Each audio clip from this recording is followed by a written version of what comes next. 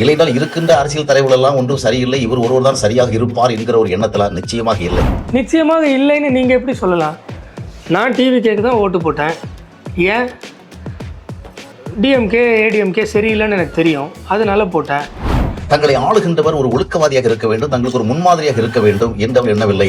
இப்போ சாம்சன் பால் அவர்கள் போன வாட்டி ஸ்டாலினை தேர்ந்தெடுத்தது அவர் பயங்கர ஒழுக்கமானவர் என்பதற்காக அப்படின்னு அவர் சொல்லுவாரா? இதை வேண்டுமானால் சகிப்பதற்கு கடினமாக இருக்கும், பொறுப்பதற்கு கடினமாக இருக்கும். இப்படிப்பட்ட ஒருவரை தேர்ந்தெடுத்திருக்கா என்று என்ன தோணுமா? ஒருவேளை உதயநிதி ஸ்டாலினை தேர்ந்தெடுத்திருந்தா நீங்கள் சந்தோஷப்பட்டு வீடியோ போட்டிருப்பீங்களா? மக்கள் சரியான சாய்ஸை இது பண்ணிட்டாங்க, சினிமாக்காக இது பண்ணல. ஹாய், இந்த வீடியோ போடுறதுக்கு முன்னாடி ஒரு டிஸ்க்ளைமர் சொல்லிடுறேன். நான் அரசியல்வாதி கிடையாது, எந்த கட்சிக்கும் சார்புடையவன் கிடையாது, எந்த கட்சிக்கும் பயந்து இன்னொரு கட்சியின் ஆதரவை தேடுபவன் கிடையாது. வேறு என்ன சொல்லலாம், குறிப்பாக விஜய் ரசிகன் கிடையாது. அப்புறம் விர்ச்சுவல் வாரியர்ஸ் வந்து தேடி கண்டுபிடிச்சி நான் ஸ்கூல் படிக்கும்போது விஜய் ஃபேன் அப்படின்னு கண்டுபிடிச்சி ஏதாவது சொல்கிற போகிறாங்க. அப்படி இல்லை, நான் சினிமா பார்ப்பதே கிடையாது. எனக்கு இந்த நடிகர் அந்த நடிகர் பிடிக்கும், இந்த நடிகை பிடிக்கும் அப்படின்னு ஒன்றும் கிடையாது. மேபி நான் ஸ்கூல் படிக்கும்போதோ காலேஜ் படிக்கும்போதோ அப்படி ஒரு கிரேஸில் இருந்திருக்கலாம். அதெல்லாம் இன்னும் ஒரு 15-20 வருஷம் ஆயிடுச்சு, ஒன்றும் மைண்டில் கூட ஞாபகம் இல்லை. போதும்னு நினைக்கிறேன் டிஸ்க்ளைமர். ஆனால் இன்னொரு சின்ன டிஸ்க்ளைமர், என்னுடைய கொள்கைக்கு மீறி அரசியல் பேசி வீடியோ போட போகிறேன். வாங்க வீடியோக்குள்ள போய் பார்க்கலாம்.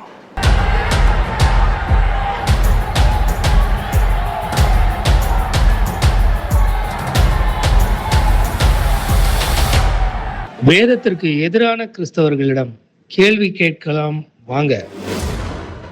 மக்கள் தலைவர் விஜய், மக்களுக்கு ஏற்ற தலைவர் விஜய் என்ற தலைப்பை பார்த்ததும் நான் ஏதோ விஜய் என்ற 33 ஆண்டுகால திரைப்பட நடிகரை மக்கள் தலைவராக ஏற்றுக்கொண்டதைப் போலவும் அர்த்தப்படுத்துவதற்கு வாய்ப்பு இருக்கிறது. ஆனால் நான் அந்த அர்த்தத்தில் அந்த தலைப்பை வைக்கவில்லை. நீங்கள் அந்த அர்த்தத்தில் வச்சிங்களோ இல்லையோ, யதார்த்தமான உண்மை அதுதான்.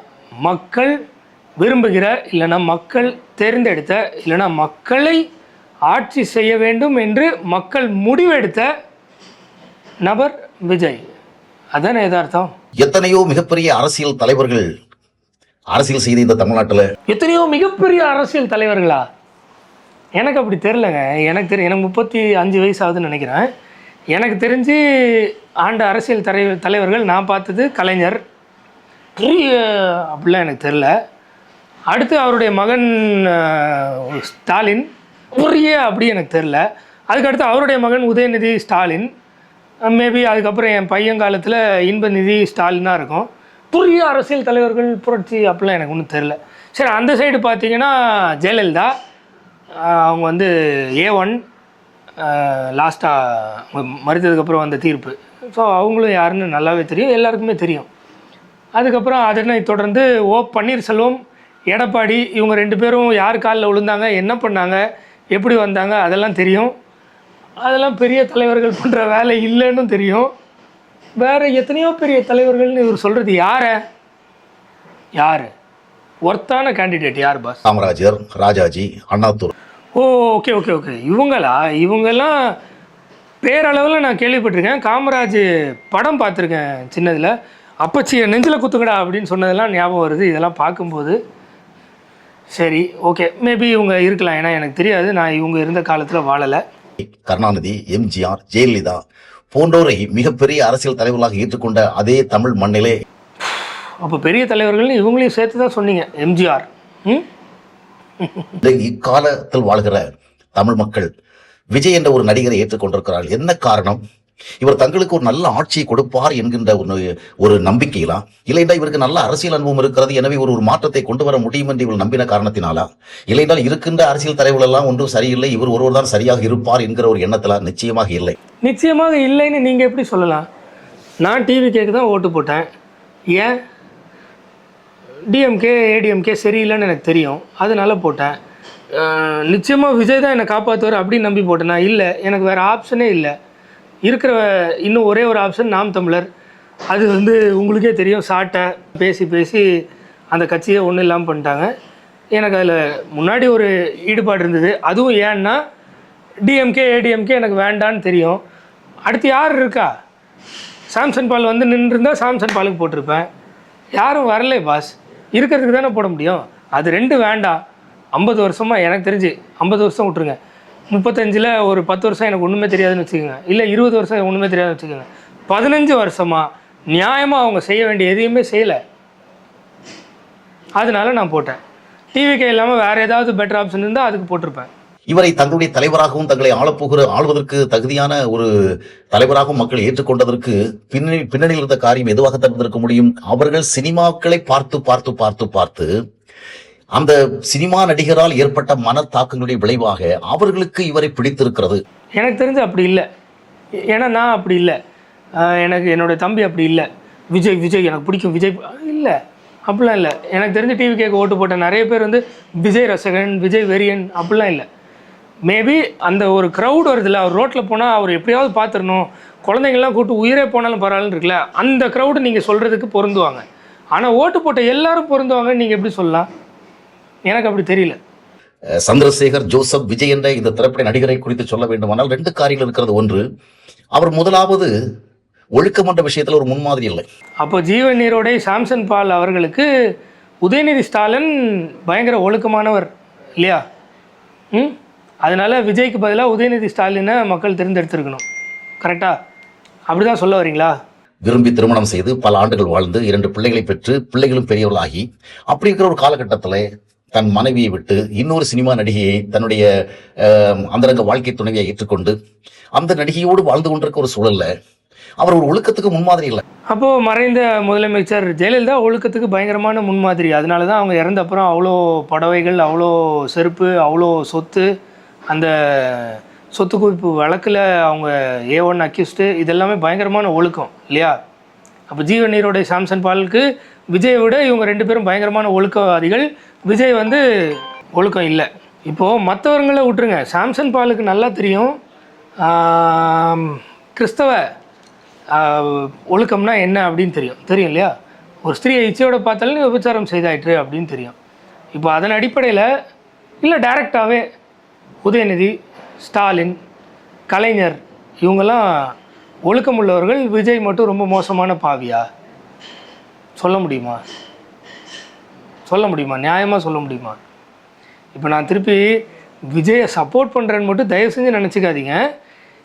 ஏன்னா நான் வந்து எனக்கு ஏடிஎம்கே டிஎம்கே வேண்டாம், எனக்கு இருந்த ஒரே ஆப்ஷன் இவர் தான், அதனால இவருக்கு ஓட்டு போட்டேன்.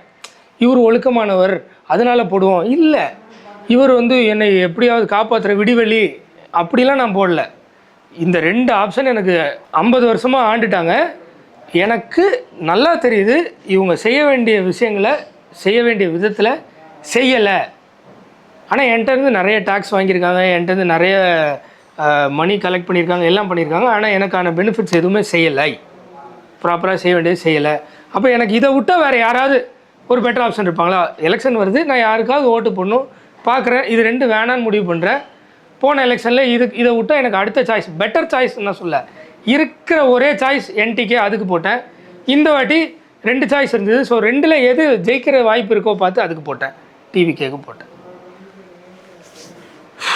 இவ்வளோ தூரம் நான் ஏன் பேசணும்னா, சாம்சன் பாலுக்கு இவர்கள் இருவரும் யார், உதயநிதி ஸ்டாலினும் இந்த பக்கம் எடப்பாடி இல்லை, அவங்கெல்லாம் பயங்கர ஒழுக்கமானவர்கள்னு தோணுது, விஜய் ஒழுக்கமற்றவர்னு தோணுது. இது எனக்கு ஜோக்காக தோணுது. இதில் என்ன தெரிகிறது? இவரை தெரிந்து கொண்டிருக்கிற மக்கள் ஒழுக்கம் என்பது ஒரு பெரிய விஷயம் அல்ல, தங்களை ஆளுகின்றவர் ஒரு ஒழுக்கவாதியாக இருக்க வேண்டும், தங்களுக்கு ஒரு முன்மாதிரியாக இருக்க வேண்டும் என்று அவர் எண்ணவில்லை. இப்போ சாம்சன் பால் அவர்கள் போன வாட்டி ஸ்டாலினை தேர்ந்தெடுத்தது அவர் பயங்கர ஒழுக்கமானவர் என்பதற்காக அப்படின்னு அவர் சொல்லுவாரா?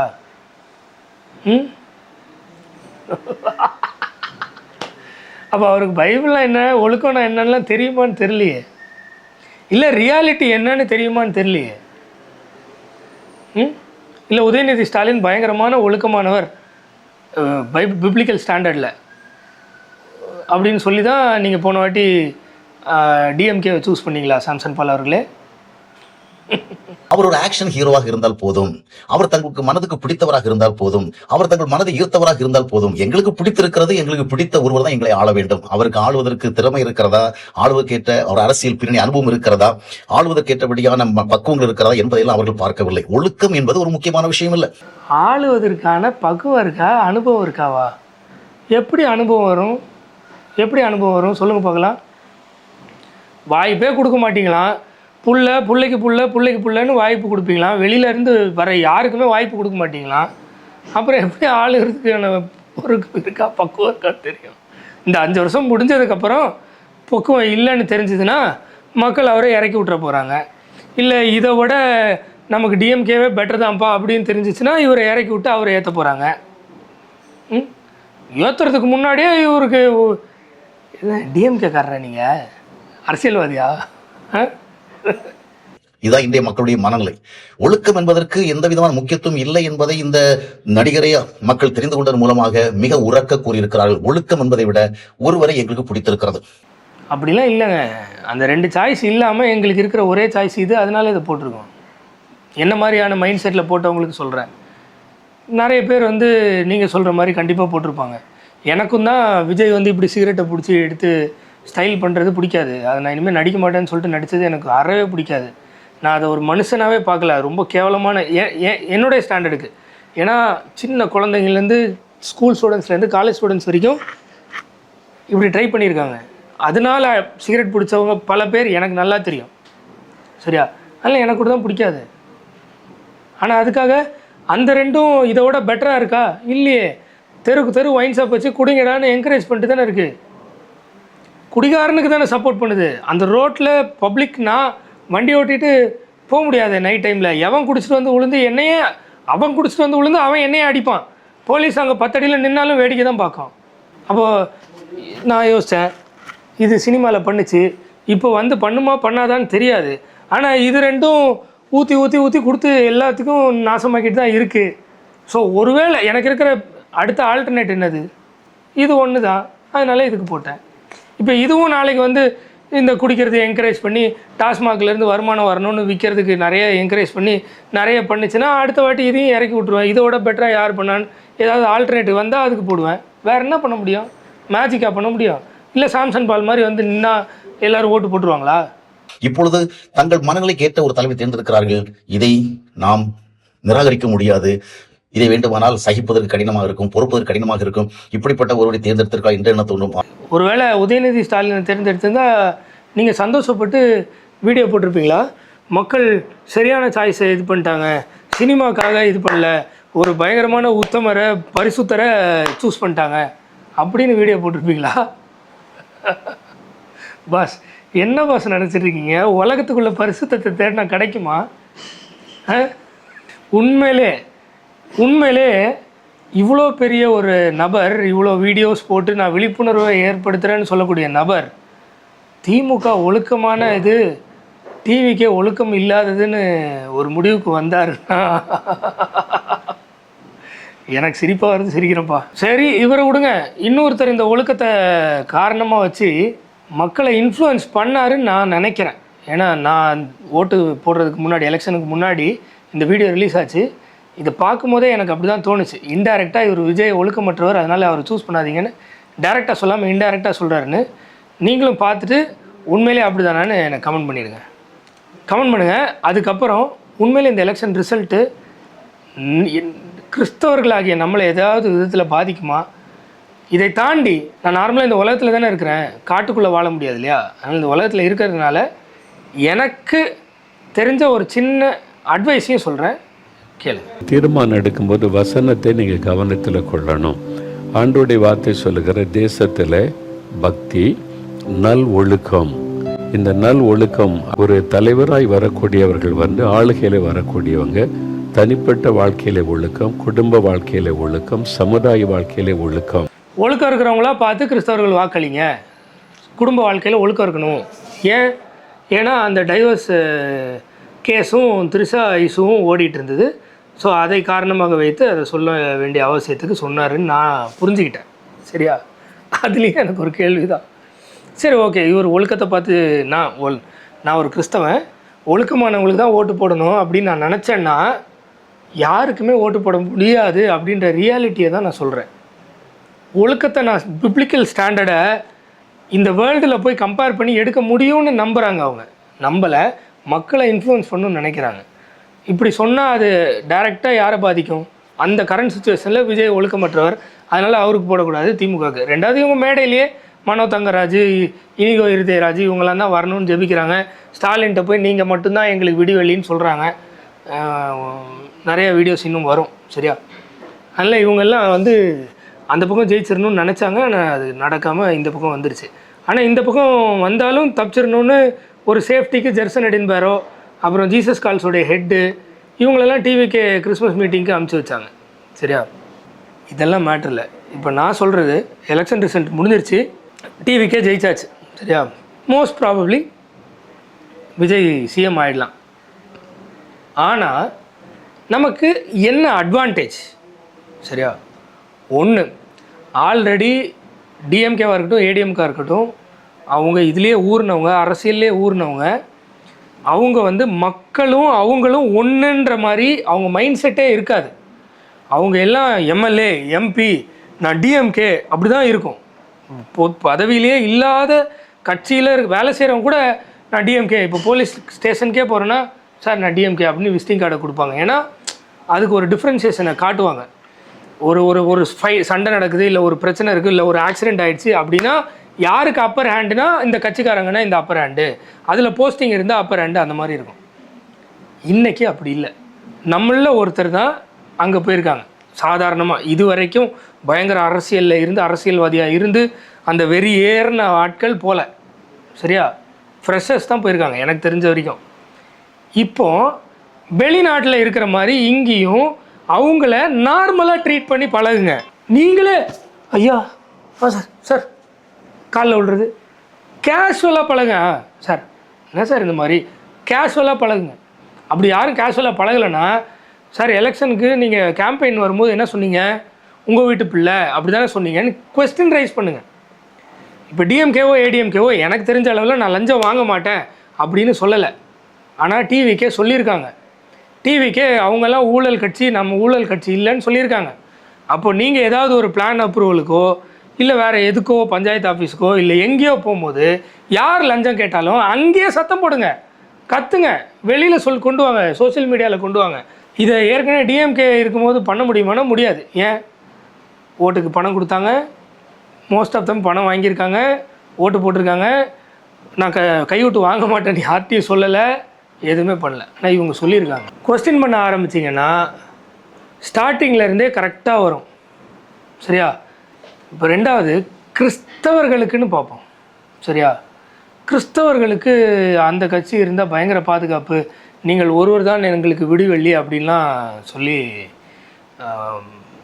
அஷூரிட்டி கொடுத்தாங்க. கிறிஸ்தவர்கள் நாங்கள் உங்களை ஜெயிக்க வைப்போம், உங்களுக்காக போராடுவோம்னு நான் ஏற்கனவே வீடியோ போட்டிருக்கேன். அப்போ இவர் வந்ததுனால கிறிஸ்தவர்களுக்கு பயங்கர பாதுகாப்பு இல்லாமல் போயிடுமா, அழிஞ்சிருமா அப்படின்னா, எனக்கு தெரிஞ்ச அளவில் உண்மையாக ஆண்டவருடைய ராஜ்யத்தில் வேலை செஞ்சால் பிரச்சனை வர போகிறது இல்லை, சரியா? ஏன்னா ஆண்டவர் என்ன சொல்லியிருக்காரு, நீ ஒரு பட்டணத்துக்கு போ, சுவிசேஷத்தை சொல்லு, ஏற்றுக்கொண்டா நல்லது, இல்லைன்னா தூசியை தட்டிட்டு அடுத்த பட்டணத்துக்கு போ, இதானே சொன்னார்.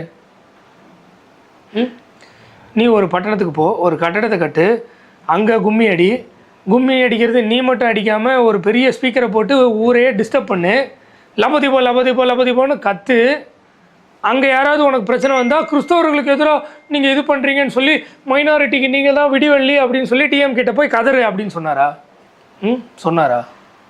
நீங்கள் நேராக ஸ்ட்ரீட்டில் இறங்க போகிறீங்க, சுவிசேஷம் சொல்ல போகிறீங்க, அவங்க ஏற்றுக்கிட்டா ஏற்றுக்க போகிறாங்க. அப்படி ஏற்றுக்கலாம் அதிகபட்சம் என்ன பண்ணுவாங்க, அந்த ட்ராக்ஸை கிழிச்சு மூஞ்சில் அடிப்பாங்க. வேறு என்ன பண்ணுவாங்க, அடித்த உடனே சரிப்பா சூப்பர் பண்ணிட்டு நீங்கள் அடுத்த பட்டத்துக்கு போங்க. என்ன ஆக போகுது? உங்களை பிடிச்சி வெட்டி தலைக்கீழ சில்லையில் அடிச்சிருவாங்களா, இல்லை கழுத்தெடுத்து கொண்டுருவாங்களா, இல்லை எண்ணெய் கூப்பரில் போட்டு வறுத்துருவாங்களா? அந்த காலகட்டத்திலே இருக்கிறோம், அதுவும் தமிழ்நாட்டில். அதனால் உண்மையான கிறிஸ்தவர்கள் இந்த கட்சியில் பிஜேபியே ஆட்சிக்கு வந்தால் கூட பயப்பட வேண்டிய அவசியமே இல்லை. யார் பயப்படுவா தெரியுமா? மடியில் கனம் பெருசாக இருக்கும், வயிறு பெருத்திருக்கும். ஏன்னா அவங்களுடைய தேவனே வயிறாக இருப்பாங்க. அவங்க பயந்து தான் ஆகணும். நான் உழைச்சி ஏழைகளுக்கு கொடுக்குறேன்னு இல்லை, நான் எஃப்சிஆர்ஏ பணத்தை வாங்கி ஏழைகளுக்கு கொடுக்குறேன்னு ஒருத்தவங்க இருப்பாங்க தெரியுமா, அவங்களுக்கு பயம் இருக்கும். அது கூட ஜென்யூனாக உண்மையிலே ஏழைகளுக்கு கொடுக்குறவங்களெல்லாம் அடக்கி ஒடுக்குறாங்களான்னு தெரில. சரியா, யாப்பம் விடுறவங்கெல்லாம் இது பண்ணுவாங்களா இருக்கும். இல்லை மேபி உண்மையிலே அப்படி இருக்கிறவங்கள கூட அடக்கி விடலாம். அடக்குனா என்ன, ஏசு என்ன சொன்னார், ஒரு வழி முடிச்சுன்னா அடுத்த வழிக்கு போங்கன்னு தானே சொன்னார். அதே வழியை எப்படியாவது போடணும், போராட்டணும். இவன் வந்தால் ஜெயிச்சிருவான், இவன் எனக்கு நல்லது பண்ணிடுவான், இல்லை விஜய் வந்தால் இவனோட பெட்டராக ஜெயிச்சிருவான், அதனால் இவன் எனக்கு நல்லது செஞ்சிருவான். இப்படியா இருக்கணும்? எனக்கு தெரில, எனக்கு அப்படி தெரில. இது ஒரு போகிற போக்கில் தட்டி விடுற மாதிரி தான். நீ விற்கிறதுக்கு படைச்சதை சாப்பிடலாம், அது ஒரு பொருள்னு என்னன்னா இல்லைன்னா சாப்பிட்லாம். நீ கடையில் போய் வாங்கும்போது இது விற்கிறதுக்கு படைச்சதா அப்படிலாம் கேட்கணுன்னு அவசியம் இல்லை. சிம்பிளாக போனோமோ வாங்கி தின்னமோ போயிட்டே இருக்க வேண்டியதான். இவ்வளோ தான். எலெக்ஷன் வந்ததா, ஓட்டு போட முடியாதுமா, இதனால நான் இது முடியாதுன்னா ஓட்டு போட்டோமா போயிட்டோமா. அவங்க ஜெயித்தாலும் ஒன்றும் இல்லை, ஜெயிக்கலனாலும் ஒன்றும் இல்லை. இப்படி சாம்சன் பால் மாதிரி கதற வேண்டிய அவசியமும் இல்லை. என்ன மாதிரி இவர் கதறாரு, விஜய்க்கு சப்போர்ட் பண்ணி பேச வேண்டிய அவசியமும் இல்லை. ஆக்சுவலாக நான் விஜய்க்கெலாம் சப்போர்ட் பண்ணி பேசலாம், நான் ரியாலிட்டி பேசியிருக்கேன். இருந்தாலும் இதுவுமே அவசியம் இல்லை. உண்மை கிறிஸ்தவர்களுக்கு உண்மையாக ராஜ்யத்தில் வேலை செய்யணுன்னா டிஎம்கேவாக இருந்தாலும் சரி, ஏடிஎம்கேவாக இருந்தாலும் சரி, பிஜேபியாக இருந்தாலும் சரி, இல்லை டிவிகே, இல்லைன்னா